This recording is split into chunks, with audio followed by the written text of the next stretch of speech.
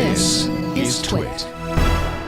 Verizon announced this morning that it's buying AOL for $4.4 billion. AOL CEO Tim Armstrong will keep his job after the acquisition. In other words, he negotiated himself a sweet deal. Brian Fung is a reporter for The Washington Post and joins us now. Welcome to you, Brian. Thanks for having me. Now, this is assumed to be an acquisition that's mostly about advertising. Can you talk about what advertising gets in this deal that will boost its ability to make money from advertising? Sure. So this deal, at the end of the day, is all about helping Verizon make more money off of the videos that it wants to stream to people like you and me through cellular connections. So, Verizon has recently announced that it wants to start exploring its own streaming app, kind of to compete with Hulu and Netflix and the likes of those companies. By taking up AOL's advertising technology, Verizon would theoretically be able to earn more revenue off of the videos that it streams. Hey, Brian, does that basically mean that Verizon is planning to marry AOL's technology, that ad technology, with I think it was a technology called OnQ that Verizon acquired last year?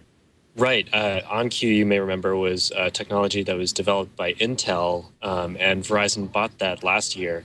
And it seems like a likely partnership that all of this is sort of geared toward Verizon's plan to break into the online video market. Now, what we haven't really talked about is what this means for AOL's content businesses, and that's a really big and interesting topic there.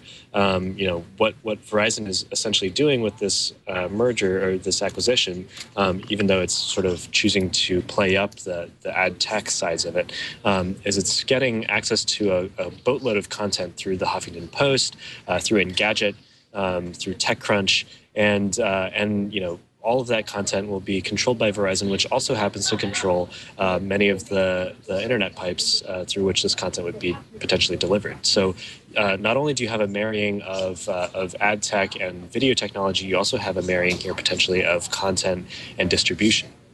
The total number of bloggers in this Huffington Post media group division is something like in excess of 20,000 bloggers.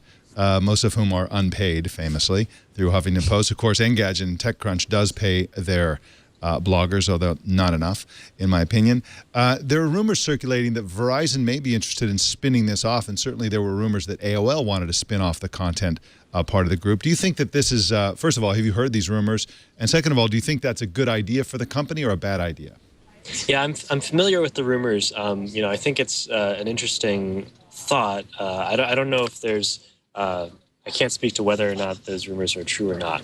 But I think certainly if this acquisition has to be approved by federal regulators, and certainly one aspect or question that's going to be relevant in their analysis is whether or not Verizon will have the power to be a gatekeeper to information. And if Verizon spins off the Huffington Post, that might alleviate some of those concerns. Hey, Brian, let's also do a time warp here. I believe AOL still has about roughly 2.1 million dial-up customers. There's 56 kilobit per second customers who are getting on the internet through AOL. Is Verizon going to hold on to that business or sell it off or sunset it or kill it? Any thoughts there? So the main line that Verizon is putting out this morning is that nothing about AOL is going to be changing in the near term. So, AOL's CEO is going to stay the same. The internal structure, within AOL is going to stay the same. Nothing is going to change as far as how the businesses are run on the day-to-day. So by that logic, seems reasonable to assume that Verizon would also be inheriting all of those dial-up customers without necessarily, having a plan for how to deal with them. The dial-up customers are one of AOL's biggest revenue streams, and people consistently write about AOL's dial-up customers as being kind of like an anachronism, but it's one of the key ways that AOL makes much of its money, and I would expect that these customers are going to be really important for Verizon moving forward.